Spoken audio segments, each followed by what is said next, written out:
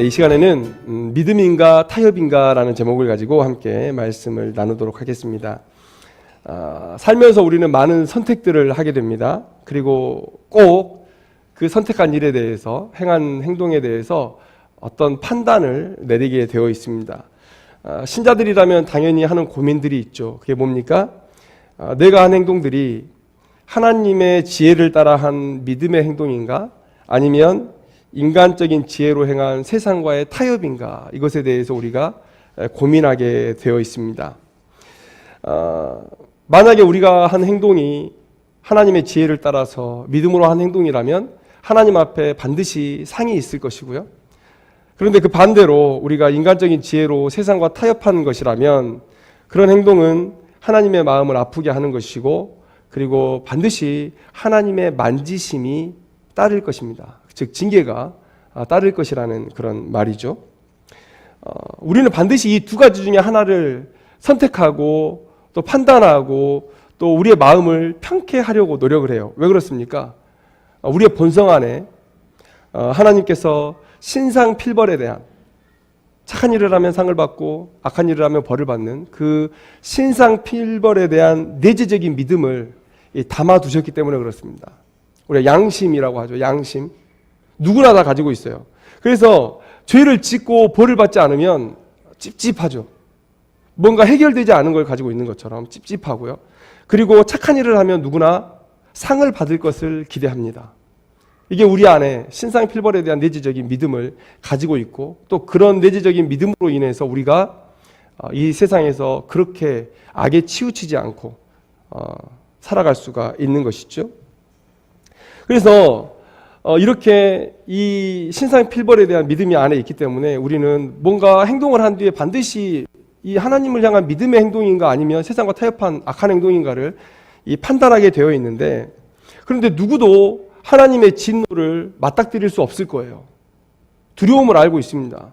그러니까 우리는 대부분 어떻게 합니까? 하나님의 말씀하심에 눈을 감아요. 또 외면하고 뒤로 돌아섭니다.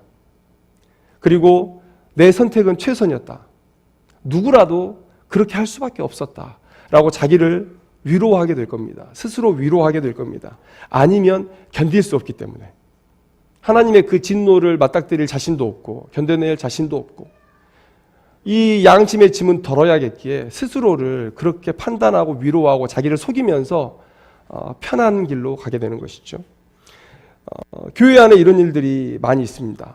적당하게 타협해놓고 이것은 믿음이야 라고 스스로를 위로하고 양심의 가책을 덜어버리는 일들이 이 교회 안에도 많이 있죠.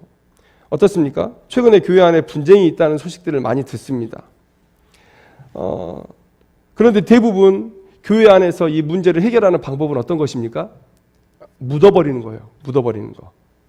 세상 사람들이 모르게 그냥 묻어놓는 거예요. 땅속에 묻어놓는 거예요. 평토장한 무덤처럼 이렇게 묻어버리는 것이죠. 그리고 말하죠. 이게 최선이었다. 그런데 그 최선을 판단하는 사람들이 대부분 누굽니까? 그 문제를 야기했던 사람들이 또 그 문제를 해결하려고 하고, 그래서 그것이 드러나기 싫으니까 그걸 덮어버리는 거예요. 그리고는 하나됨을 지키라 그랬으니까, 성령께서 하나되게 하심을 지키라고 하셨으니까 괜히 굳이 이걸 드러내서 분란을 일으킬 필요 없어. 그것은 교회를 해롭게 하는 것이고 하나님께서 원하시지 않는 일이야. 믿음으로는 절대 이런 일을 행할 수 없어. 그리고는 그냥 덮어놓는다는 것이죠. 그러면서 스스로 위로하죠.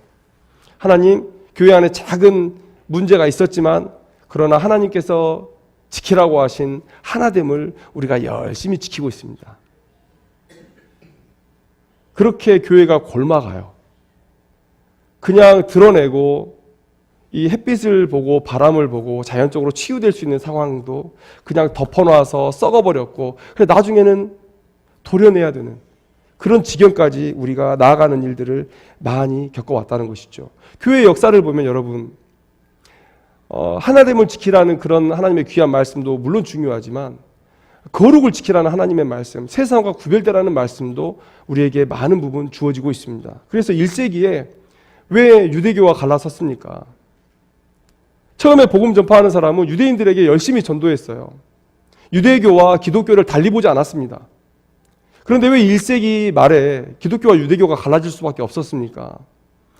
유대교와 함께 가는 것이 하나님의 영광을 가리는 일이었고 예수님의 복음을 전파하는 일에 심각하게 저해가 됐기 때문에 어쩔 수 없이 갈라질 수밖에 없었던 거예요. 그런데 그 분리를 통해서 이 기독교가 얼마나 놀랍게도 확장되어졌습니까?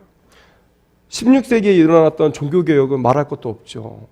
하나됨을 지키라. 물론 맞습니다. 교회 연합을 지켜야죠. 그러나 우리가 상황을 하나님의 관점으로 상황을 직시할 수도 있어야죠. 지금 이 상황을 어떻게 처리하는 것이 하나님의 그 거룩을 지키는 길이고 이 교회를 지키는 일인지를 잘 판단했어야죠. 그런데 문제를 일으킨 사람들이 그 문제를 해결한다고 그 치리자의 위치에 서서 그를 적당히 덮어버리는 일들. 그러면서 스스로 나는 믿음으로 행했다. 여러분, 정말 그것이 믿음으로 일어난 일일까요? 고린도전서에 보면 글로웨의 집에서 어떤 사람이 와서 바울에게 고린도 교회의 상황을 잘 설명했을 때, 그리고 고린도 교회의 문제들이 그렇게 드러났을 때 바울을 통해서 하나님께서 고린도 교회를 치리하시고 건전하게 바꿔가는 모습들을 우리가 많이 보죠. 그런데 우리가 교회 안에서 문제를 해결할 때 그를 그냥 덮어놔놓고 나를 위해 행한 행동, 나를 위해 행한 타협이면서 이것을 믿음이었다고 우리가 스스로를 위로할 때가 얼마나 많이 있습니까? 한국교회가 그렇게 아파하고 있는데도 외면하면서 나는 믿음이었어 라고 얘기하면서 스스로 위로하는 일들이 얼마나 많이 있습니까? 우리의 삶으로 한번 더 현미경을 들여다보죠. 여러분, 우리는 얼마나 세상 속에서 많이 타협하고 삽니까? 우리는 이렇게 생각해요. 하나님은 나를 복음 전하는 사명자로 세우셨는데 내가 세상 사람들에게 미움받아서야 되겠는가라는 거예요. 내가 이런 행동을 하면 분명히 저 사람들은 나를 미워할 텐데 굳이 내가 미움받을 필요가 있겠는가? 내가 미움받으면 복음 전하는 일을 못할 텐데 사람들이 나를 거절하고 외면할 텐데. 그래서 우리는 어떻게 합니까? 그들의 요구를 들어줘요. 그들의 요구를 들어줘요. 우리는 직장에서 또 사회에서 그들과 다르지 않다는 인상을 주기 위해서 정말 열심히 노력합니다. 하나님 우리에게 거룩을 얘기하셨는데 우리는 세상 속에 나가서 난 너희들과 다르지 않아. 나 너희들과 똑같아. 같이 어울리자. 근데 여러분, 이거를 우리는 믿음이라고 생각해요. 믿음이라고 생각해요.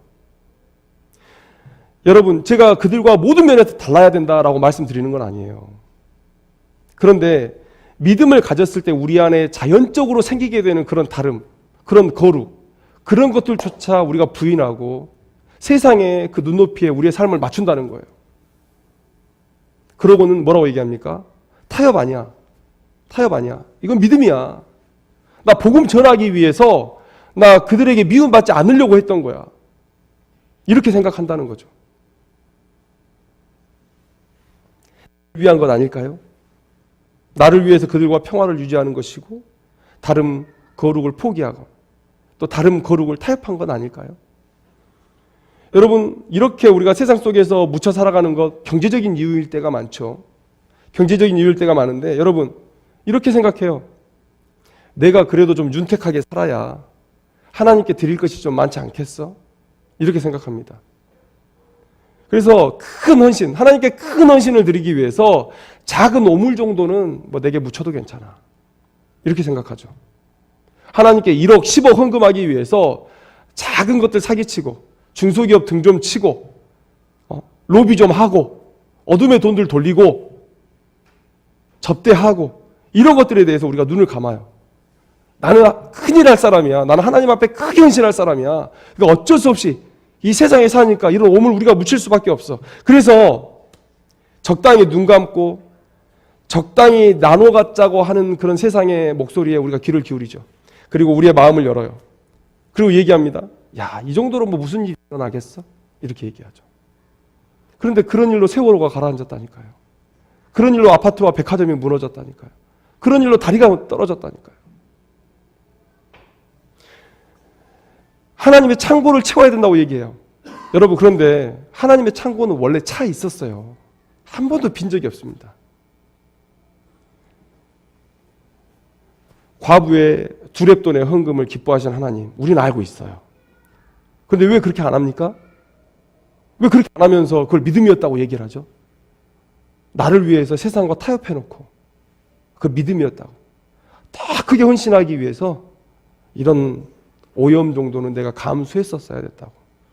아니, 하나님께서 그런 모습을 받지 않으시는데 왜 그걸 믿음이라고 하죠? 타협이죠. 더 많은 일들이 있고 또 우리의 삶 속에서 이런 일들이 너무나 많이 일어나고 있습니다. 분쟁을 피하고 싶고 누구도 미워하지 않고 또 미움받지 않기 위해서 우리는 그렇게 일을 처리해 왔어요. 타협해놓고도 우리는 믿음으로 행했다. 하나님께서도 좋아하실 거다. 그렇게 우리를 위로해요. 왜요? 하나님의 진노를 맞닥뜨릴 자신이 없기 때문에. 여러분, 이걸 믿음이라고 생각하는 사람은 우리밖에 없습니다. 그리고 있다면 나와 함께 악을 행하는 그 악의 동조자들이 그렇게 생각하는 거예요. 그리고 유유상종이라고 나를 지지해주는 그런 악한 사람들의 평가를 우리가 귀담아 들으면서 괜찮아 이것도 믿음이야. 그런 서로 위로하고 스스로 위로하면서 그렇게 지내왔다는 것이죠. 여러분, 오늘 본문의 빌라도가 그런 삶의 모습을 보여주고 있습니다. 누구도 빌라도의 결정에 불만을 제기하지 않았어요. 빌라도의 결정, 예수를 죽이도록 십자가형에 죽이도록 내주는 것에 있어서 어느 누구도 불만을 제기하지 않았습니다. 있다면 예수를 따르는 사람 정도였을 거예요. 그런데 여러분, 지금 예수님을 따르는 자들이 목소리를 낼 수 있는 상황인가요? 예수님의 12 제자들 중에 예수님 곁에 가까이 가 있었던 사람 한 사람, 베드로. 근데 그조차도 닭이 2번 울기 전에 예수를 3번 부인하고 도망을 가버렸어요. 예수를 따르는 자들, 그들은 마음속으로 불만이 있었지만 그들은 목소리를 낼 수 없었습니다. 아무도 빌라도의 결정에 불만을 제기하지 않았습니다. 그렇게 유대 땅의 평화는 지켜졌어요. 좋은 거 아닙니까? 좋은 거 아니에요? 빌라도의 일처리를 모두가 다 좋아했습니다. 그리고 유대 땅의 평화도 지켜냈고 공동체의 하나됨도 잘 지켜냈어요. 그런데 하나님께서 뭐라고 얘기하시죠? 무리에게 만족을 주고자 하여, 이렇게 평가하시는 거예요. 여러분, 우리는 누구의 기쁨을 위해 삽니까? 무리의 기쁨을 위해 삽니까? 무리의 기쁨을 위해 살아요? 아니죠. 우리는 하나님의 기쁨을 위해, 하나님의 만족을 위해 사는 사람들입니다. 그런데 하나님께서 마가를 통해서 빌라도의 행동을 평가하세요. 내가 빌라도의 그 일 때문에 전혀 기쁘지 않다는 거예요. 여러분, 우리가 절대 잊어서는 안 되는 거 무엇입니까? 내 기쁨이 자동적으로 하나님의 기쁨이 되는 게 아닙니다. 우리는 하나님의 만족과 전혀 다른 방향에서 행동하고 있으면서도 주변에서 좋은 평판을 얻을 수 있어요. 반대로 하나님을 위한 일을 하면서도 세상에서 가장 나쁜 평판을 받을 수도 있는 사람들입니다. 그런 사람들이에요. 그래서 우리가 상황에, 주변의 평판에 휘둘리지 않는, 세상이 감당치 못할 믿음을 가져야 되는 이유가 바로 여기에 있는 것이죠. 여러분,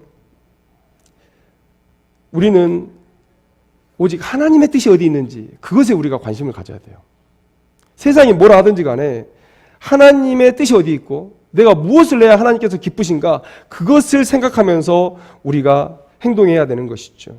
세상이 아무리 그렇게 몰아간다 하더라도 우리는 하나님의 뜻, 하나님의 기쁨만을 위해서 살아야 돼요. 여러분, 이게 베드로의 믿음 아닙니까? 여러분, 누가복음 5장 5절에 이런 말씀이 있어요. 시몬이 대답하여 이르되 선생님, 우리들이 밤이 새도록 수고하였으되 잡은 것이 없지만은 말씀에 의지하여 내가 그물을 내리리이다. 나도 납득이 안 돼요. 그리고 나도 귀찮아요. 피곤해요. 고기잡이 다 끝나고 고기 안 잡힐 시간에 이제 그물 걷어가지고 씻고 집으로 돌아가야 돼요. 그리고 고기도 잡히지 않아가지고 마음도 무겁습니다.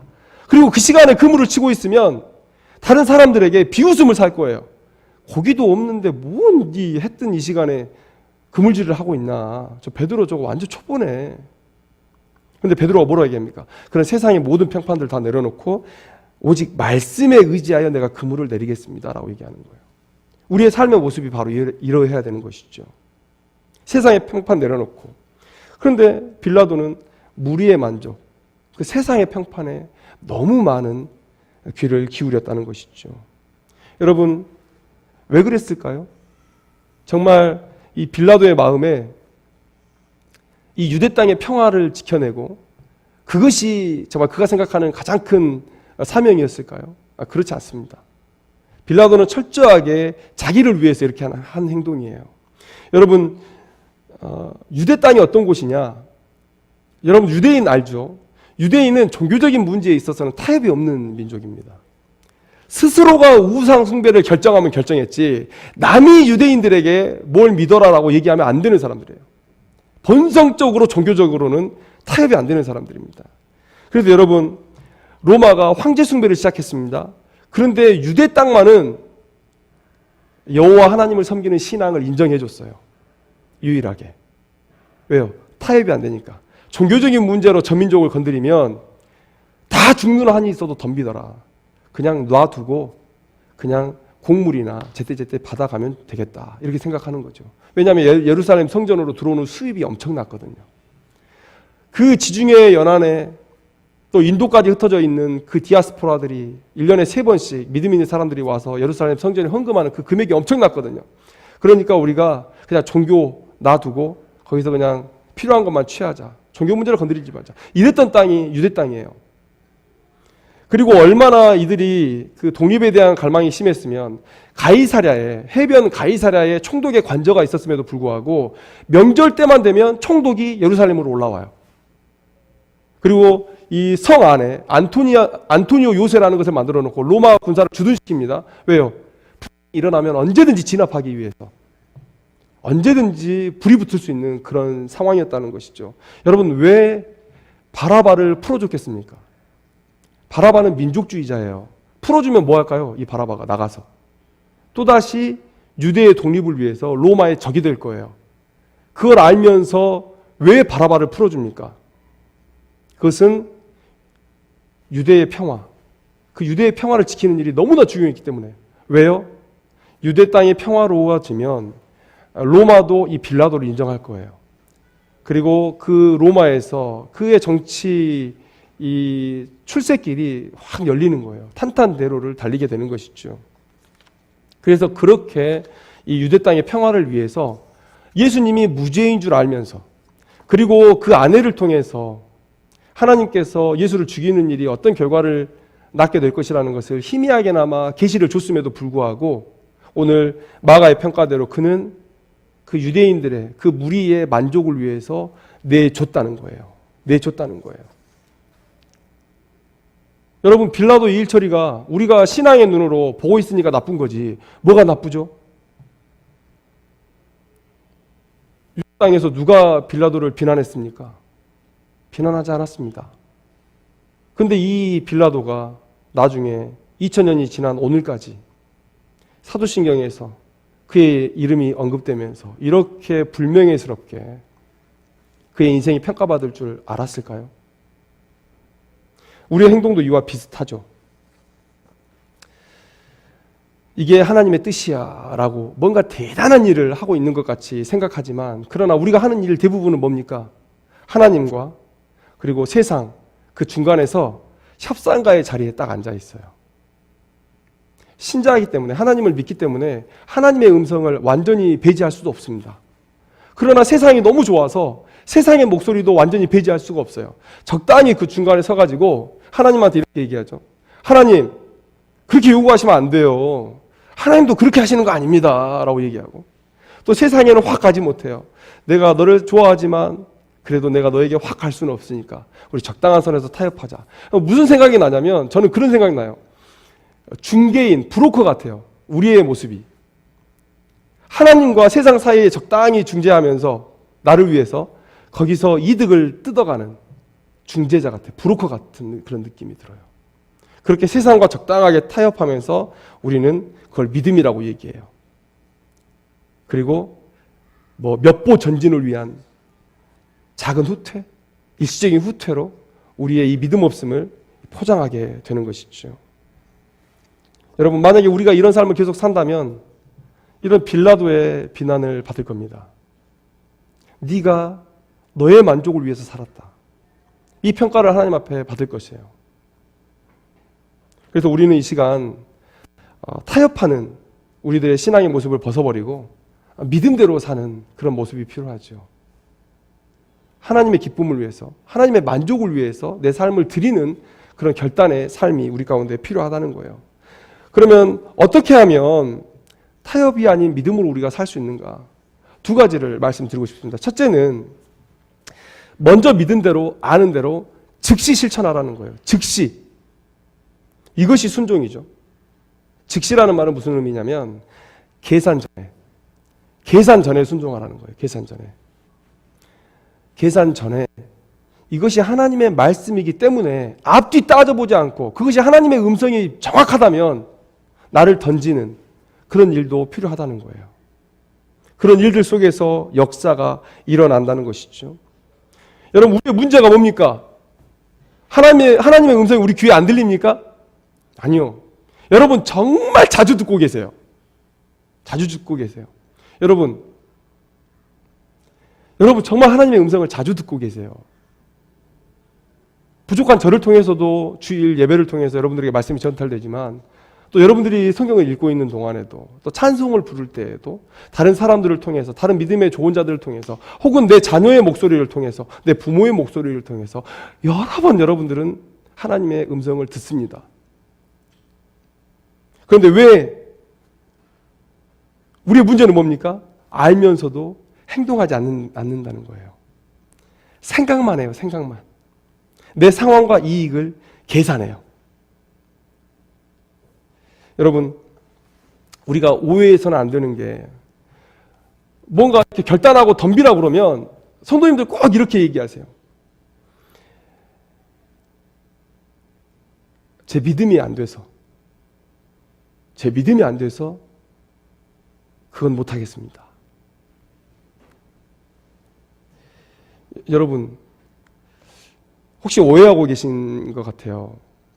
하나님께서 여러분들을 얘 정도의 믿음이라면 할 수 있을 것 같아, 이렇게 생각하셔서 여러분을 부르셨고 여러분을 쓰셨다고 생각하세요?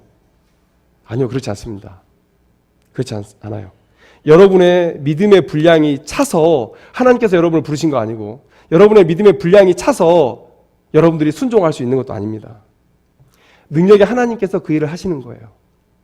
오히려 여러분들이 연약해서 여러분들이 부족해서 여러분들을 통해서 일하면 하나님의 더 영광이 찬란히 빛날 것 같아서 여러분들을 사용하시는 거예요. 그래서 하나님께서 여러분들에게 원하시는 건 뭡니까?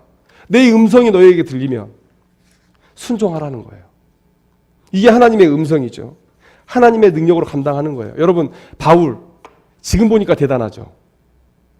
근데 바울이 하나님 앞에 쓰임받지 못할 이유도 많아요. 그는 살인자입니다. 그는 스스로가 죄인 중에 괴수라고 고백하고 있어요. 누구보다도 유대교에 푹 빠져 있어서 그냥 절여져 있어서 예수님을 가장 못 받아들일 사람이라고 하면 바울이었을 거예요. 그런데 그런 자를 하나님께서 사용하신 거예요. 어찌 보면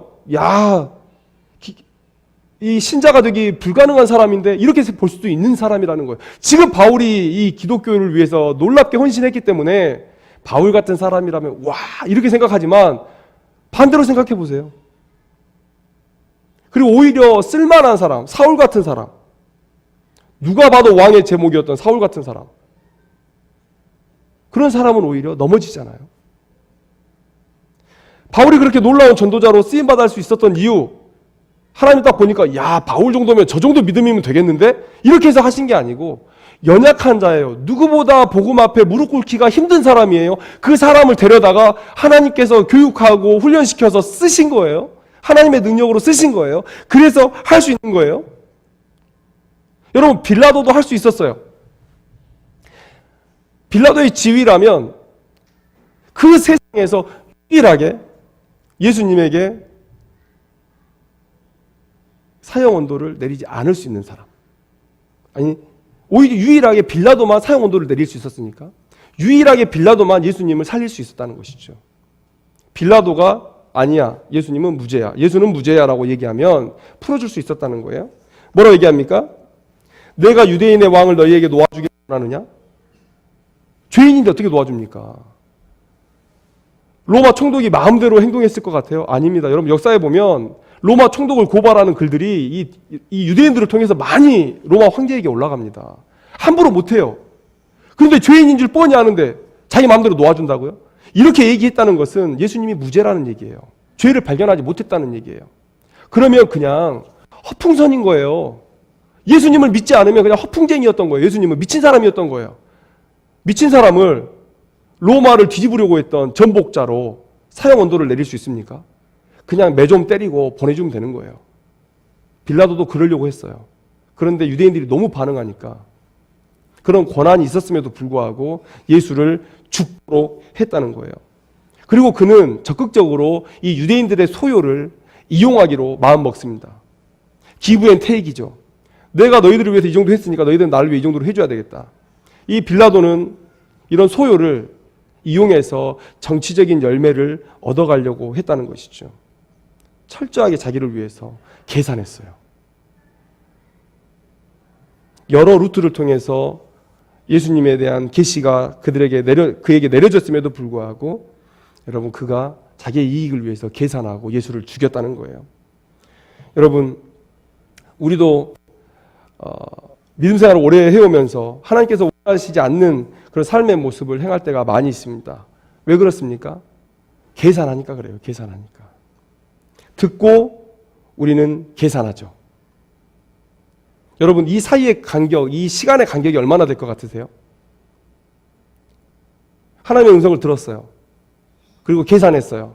그래서 내 행동을 결정했어요. 하나님의 음성을 듣는 때와 그리고 계산하고 내 행동의 방향을 결정했을 그때의 그 시간의 간격이 얼마나 정도 될까요? 제가 오늘 유초등부 아이들에게도 얘기했지만 여러분 아이들은 그 계산하는 간격이 좀 길어요. 근데 우리가 삶의 경험이 많아지고 삶의 지혜가 많아지고 사변 지식들이 많이 쌓이게 되면 여러분 그 시간들이 점점 짧아지죠. 딱 들으면 그건 안 되는 거야. 딱 들으면 그건 되는 거야.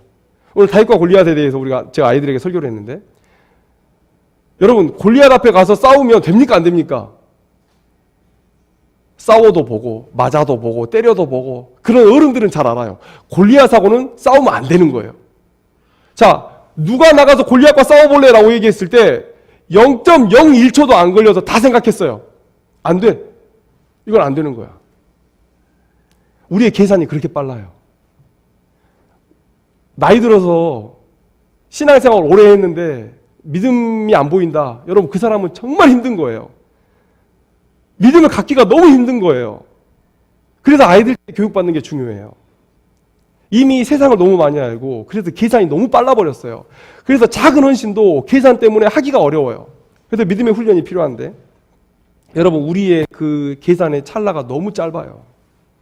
그래서 여러분 우리가 즉시 해야 돼요. 우리가 지금 결단을 해야 돼요. 듣고 내일 안 돼요. 오늘 은혜 받고 내일부터 해야지. 그러니까 안 되는 거예요. 여러분 어떤 목사님이 그러더라고요. 제일 사단의 유혹이 심한 때가 언제냐? 예배 드리고 나갈 때래요. 뭔가 은혜 받으면 그때 계속 건드려가지고 결국은 내일부터 해야지. 다음 달 1일부터 해야지. 계획은 정말 좋잖아요. 원래 우리 1월 1일, 3월 1일 이렇게 1일날 시작하는 거 좋잖아요. 창세기도 1장 1절로 시작하는 거 좋잖아요. 여러분 우리가 창세기 1장부터 10장 20장까지 읽고 성경 내려놓은 게 얼마나 많습니까? 왜요? 1장부터 읽고 싶거든요. 창세기부터 읽고 싶거든요. 여러분 지금 당장 결단하는 그 순간 우리가 헌신해야 돼요. 그래서 우리가 뭘 생각해야 됩니까? 하나님의 말씀이면 내가 주변 사람들에게 물어서라도 목회자나 다른 내 주변에 있는 믿음의 사람들에게 물어서라도 아니면 내 안에 어떤 영적 확신이 주어져서 이건 하나님의 음성이다 라고 들려지면 여러분 그때는 고민하지 않는 겁니다. 하나님의 음성인지 아닌지를 고민할 수는 있어요. 그런데 내 양심을 때리고 뭔가 거룩의 자리로 자꾸만 옮기라고 하고 이 음성이 계속 들리면 그래서 이건 하나님의 음성이야 라고 확신하면 그때는 고민하지 않는 거예요. 그냥 자기를 거기다 던지면 되는 겁니다. 이 일이 필요해요. 계산하면 못합니다. 왜요? 우리의 계산은 다 세상적으로 빠르기 때문에. 하나님 쪽으로 빠르지 않아요. 세상적으로 빠르지. 여러분에게 첫 번째 이 믿음으로 어떻게 결정하냐? 여러분 바로 그 들리는 즉시 헌신하라 라고 말씀드리고 싶어요. 두 번째는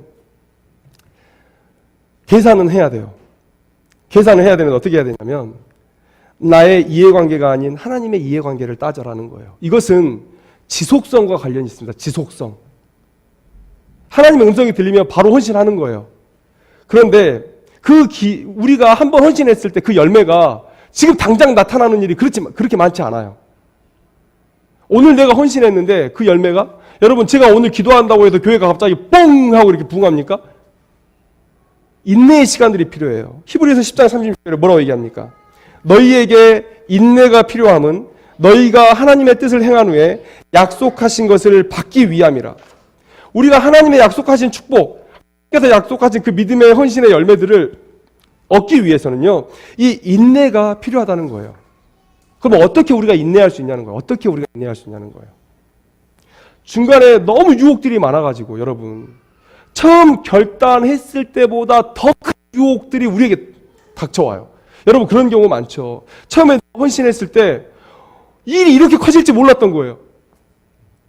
일이. 나는 그냥 조그맣게 이렇게 시작하려고 그랬는데 일이 이렇게 커질지 몰랐어요. 여러분 처음에 시작할 때보다 훨씬 더 어려운 일들이 하나님 앞에 믿음으로 헌신한 이후에 생기게 되는 거예요. 그럼 여러분 어떻게 우리가 그 상황을 계속해서 뚫고 갈 수 있을까요? 그때는 계산해야 돼요. 어떻게 계산합니까?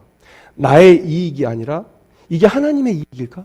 이게 하나님의 만족을 위한 것일까? 하나님의 기쁨, 하나님의 영광을 위한 것일까? 계속 따지는 거예요. 우선적인 가치는 하나님께 두는 거예요. 그래서 내게 손해가 되고 내가 아프고 그래도 하나님께 기쁨이 되면, 하나님께 만족이 되면 우선을 뚫고 가는 거예요.